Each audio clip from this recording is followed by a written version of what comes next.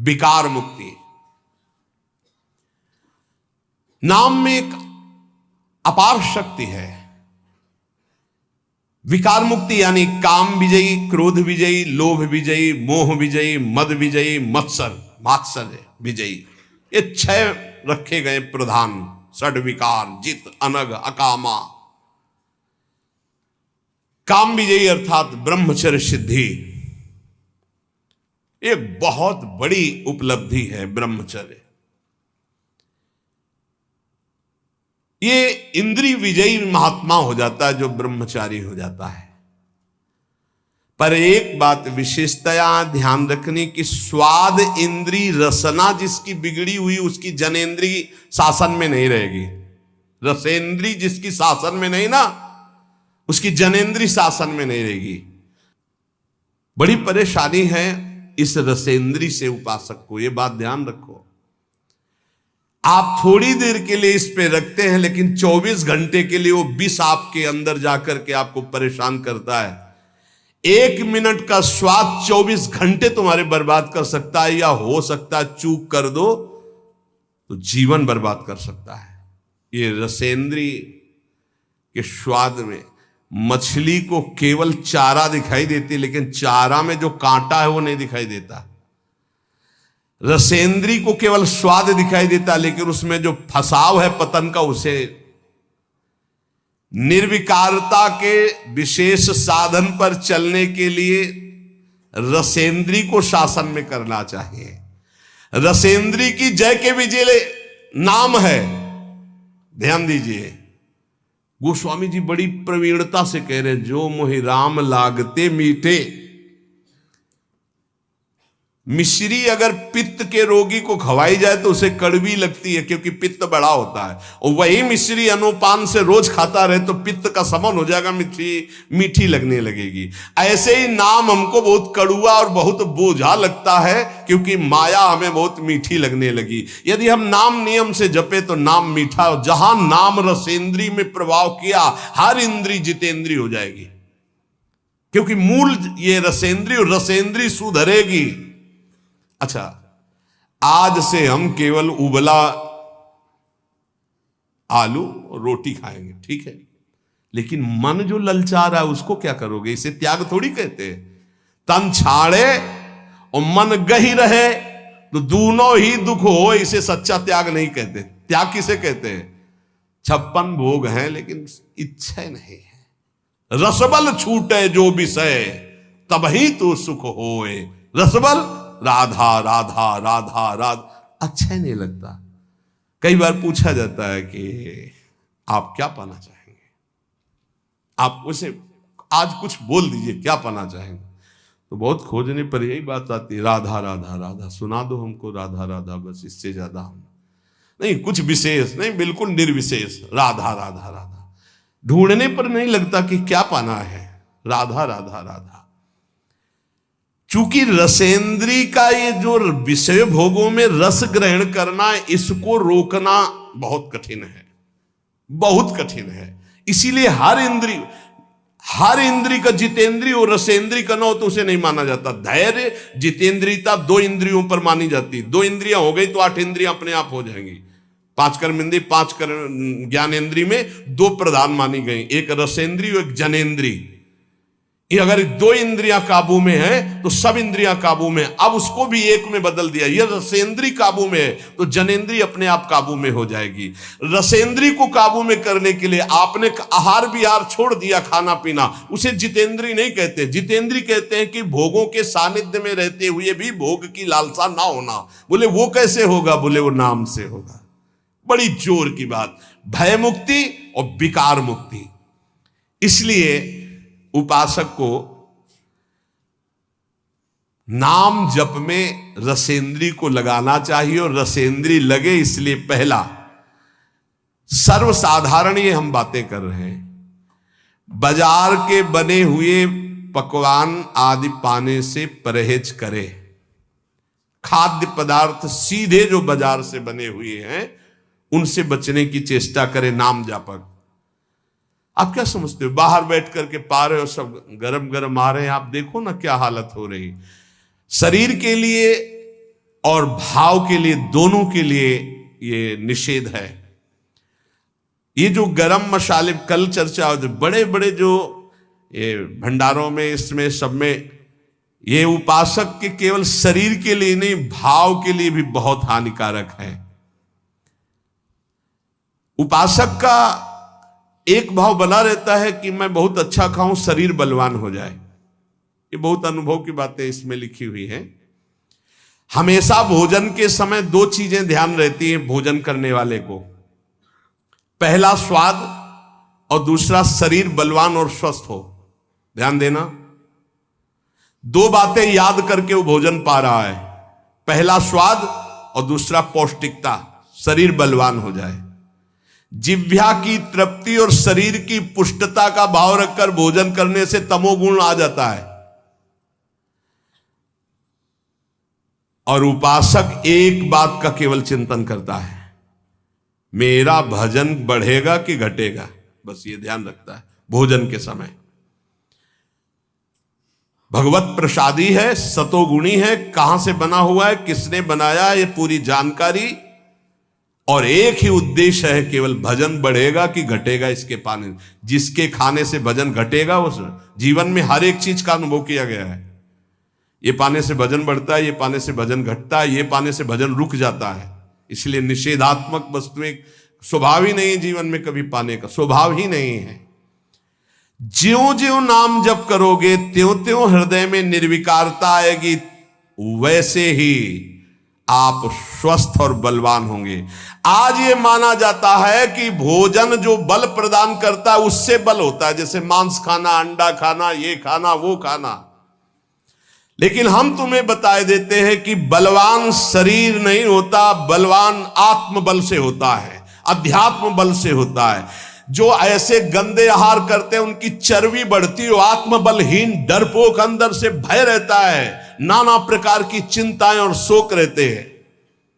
जिनका आत्मबल बढ़ता है तो हम मान सकते हैं कि उनका शरीर क्षीण होता है, लेकिन वो परम स्वस्थ होते हैं, उनका संकल्प बल काम करता है। एक महात्मा ने संकल्प किया, समुद्र पी गया। उनका अगस्त्य जी का ऐसे थोड़ी पेट है। संकल्प बड़वानल अग्नि की तरह पूरे भस्म कर दिया समुद्र के जल को पान कर। संकल्प, अध्यात्म बल। इसलिए निर्विकारता ही स्वस्थता है, निर्विकारता ही महाबल है, जो काम को परास्त करे, क्रोध को परास्त करे। तो नाम जप करने से समस्त विकारों से मुक्ति हो जाती है, चाहे काम, क्रोध, लोभ, मोह, मद, मत्सर, कोई भी विकार हो। नाम जप से भय मुक्ति, नाम जप से विकार मुक्ति, और नाम जप से रोग मुक्ति।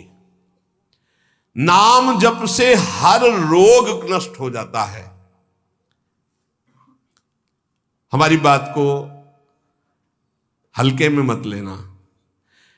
कह रहे हैं, हम जो कह रहे हैं उसे समझो।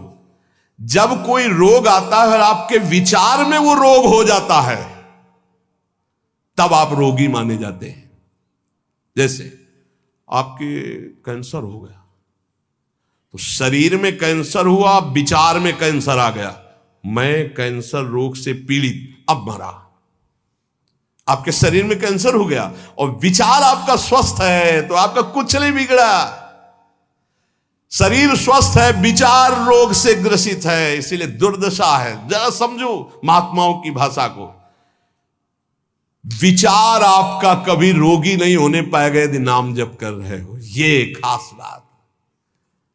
जैसे जैसे आपका नाम जप होगा, आपका विचार स्वस्थ होता जाएगा। विचार स्वस्थ है, शरीर अस्वस्थ है, कुछ नहीं बिगड़ा। शरीर स्वस्थ है, विचार रोगी हो गया, सर्वनाश हो गया, सर्वनाश। आप अपने विचारों को स्वस्थ रखने की कोशिश करें, क्योंकि शरीर तो प्रारब्ध के अनुसार भोगेगा ही। 10 वर्ष नाम जप करके हमने ये अनुभव किया। वो महापुरुष कह रहे हैं, 10 वर्ष नाम जप करके अनुभव किया कि विचार स्वस्थ है तो शरीर में हजारों रोग हो जाए। और ये मैं मृत्यु जनित कष्ट से जूझते हुए बोल रहा हूं कि मेरी किडनी और लीवर दोनों खराब है, पर मैं नाम के विचार स्वस्थता के कारण हर समय प्रसन्न रहता हूं। नाम शब्द नम धातु से बना हुआ है व्याकरण के अनुसार। जिसमें नाम जप का मनन होने लगता है उसमें पहली पहचान आती है नम धातु, वो नम्रता सीखे। जितना नाम जप करेगा उतना ही नम्र होता जाएगा, ये नाम का प्रभाव है। भजनानंदी कभी ऐसे नहीं होता आकड़, ऐसे ही होता है, ऐसे। जितने भी भजन करने वाले महापुरुष हुए हमारे ब्रज में, नम्र। बोले नाम नम धातु से बना है, जिससे नम्रता नमस्कार दो बातें बनती हैं। सबको नमस्कार और सबसे नम्र रहना, यह नाम जापक का पहला लक्षण है। भक्त को असत्य से हटाकर, शरीर के असत्य भाव से हटाकर भगवान के सत्य स्वरूप में स्थित कर देना, यह नाम का प्रभाव है। अविद्या अंधकार से हटाकर परम ज्ञान के प्रकाश में स्थित कर देना, यह नाम का प्रभाव है। मृत्युलोक के मरण धर्मा शरीर और भोगों से हटा करके अमृत स्वरूप परम धाम में स्थित कर देना, यह नाम का प्रभाव है। जिस नाम जापक में नम्रता और नमस्कार ये दो बातें ना हो तो समझ लेना वो नाटक कर रहा है, नाम जप नहीं कर रहा। माला घुमाना ही केवल नाम जप नहीं, नाम जप होना चाहिए। ऐसे नाम जापक दिखेंगे माला तो सर से चल रहा है और बातें हो रही हैं, तब लगता है माला घुमाने से केवल भजन थोड़ी माना जाता है। ये बहुत ही धोखा है अपने साथ। एक मन का पकड़ करके जब बोला राधा वल्लभ श्री हरिवंश, फिर मन का गया, राधा वल्लभ श्री हरिवंश, फिर मन का गया। वही नाम देख रहे, वही सुन रहे, फिर ऐसे ऐसे तो कभी चल ही नहीं सकता। अगर हम राधा राधा भी जपे तो ऐसे ऐसे नहीं चल सकता। राधा राधा राधा स्वाद ऐसे ऐसे तो मतलब क्या है? अंगुली घुमाने को भजन कहते हैं क्या? यहां कह रहे जिसमें नम्रता और नमस्कार ये दो बातें। नमस्कार सबको भगवत स्वरूप मान के प्रणाम करना, नम्रता जब बात करे तो बहुत दैन्य है। ये भक्त का लक्षण जो नाम जापक है। सारे नाम जापक आज तक जितने देखे गए सब विनम्र और नमस्कार परायण देखे गए। चित्त का जो शोधन नाम से होता है वो किसी और साधन से नहीं होता। ये पकड़ो, चित्त का शोधन जो नाम से होता है और किसी साधन से नहीं होता। ये हम वैज्ञानिक दृष्टि से आध्यात्मिक शक्ति का परीक्षण करके बोल रहे हैं। ये हम केवल अंधी श्रद्धा से नहीं बोल रहे, देखा है बदलते हुए, नम्रता में आते हुए और नमस्कार पद्धति में आते हुए देखा अभिमानियों को जो नाम जब शुरू कर दिए हैं।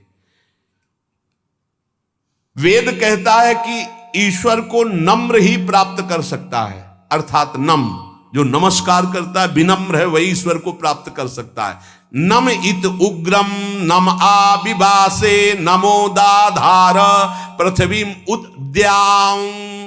वेद ऐसा कहता है, नम इत उग्रम नम आविभासे नमो दाधार पृथ्वी उद्याम। जो नम्र है, नमस्कार परायण है, वही अध्यात्म की ऊंचाई पे चढ़ता है। नम्रता ही उपासना का परीक्षण है।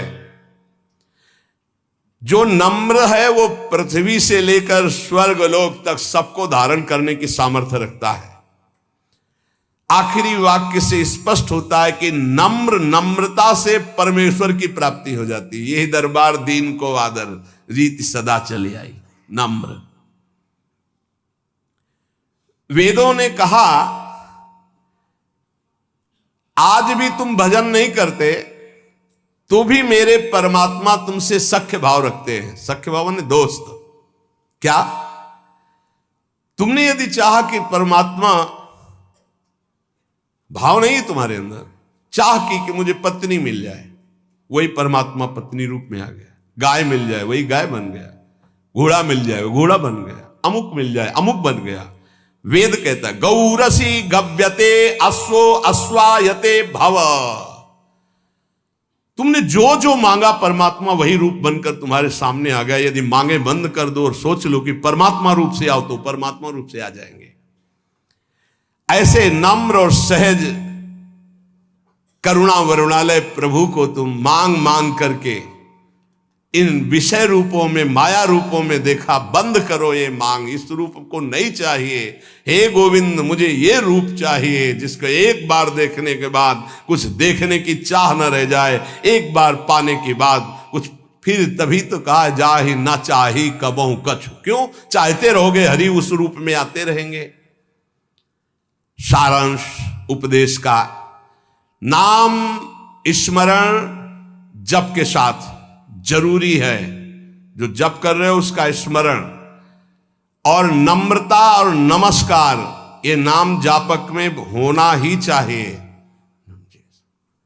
कोई भी सामने आए, स्त्री पुरुष पशु पक्षी मेरे भगवान है, ऐसी भावना करे और नम्र भाव रखे, विनम्र, हंस बोले बहु मान दे, तभी नाम जप सार्थक माना जाएगा। भय मुक्ति, विकार मुक्ति, रोग मुक्ति तीनों नाम में विराजमान है।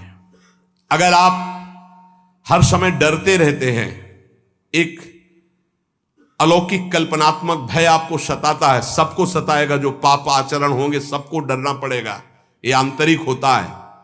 आपके दिल में डर है, बहुत से डर है, एक दो डर है, पद छिन जाने का डर है, अपमान होने का डर है, रुपया पैसा का डर है, मृत्यु का डर है, दुश्मन का डर है, क्या क्या, अपनी पोल खुल जाने का डर है, बहुत से डर हैं। आप अपने दिल से डर रहे, हृदय से डर रहे, तो मैं आपको बहुत बड़ी शक्ति की बात कहता हूं, आपको निडर कर देगा। बस आप मेरी मदद करें, मेरी बात मान लें। मदद क्या कर ली? मेरी बात मान लें। आप मेरी मदद करें, मैं आपको निडर कर दूंगा। क्या? आप मेरी बात मान लें। मैं कोई जादुई चीज नहीं दे रहा हूं कि वो आपके डर को भगा देगी। मैं आपको एक अमोघ महान शक्ति प्रदान करता हूं, नाम। शायद आप कहेंगे कि ऐसे नाम तुम बहुत बार सुन चुके हैं, राम कृष्ण हरि ये सब सुन चुके हैं। नहीं नहीं, आप उसकी महिमा को नहीं जानते, इसीलिए कहा आप मेरी मदद कीजिए। क्या मदद? आप मुझे अपना श्रद्धा और विश्वास दीजिए और मेरी बात मान लीजिए। यदि आपने नाम जपना शुरू किया तो आपके दिल से डर नाम की चीज खत्म हो जाएगी। 5 वर्ष का बालक प्रहलाद, 5 वर्ष का बालक ध्रुव इसी मधुपुरी में आकर के निडर त्रिभुवन पति हिरण कश्यप दैत्यराज कहकर संबोधन करता, कोई डर नहीं। 5 वर्ष का बालक, हे नाम जपना शुरू कर दो, अगर निडर ना हो जाओ तो कहना। नाम जप में सारे डर भाग जाते हैं। बहुत से डर हर समय आदमी को सताते रहते, चिंता, भय, शोक, मृत्यु। कुछ गलतियां हो गई जो दंड के रूप में कल्पनात्मक भय दिखाती रहती हैं। अगर आप नाम जपना शुरू कर दे तो दुनिया का कोई भी डर नहीं जो आपको भयभीत कर सके। समुझ जाए शरण ते डरत ना काल डर। क्या बात, धन्य है।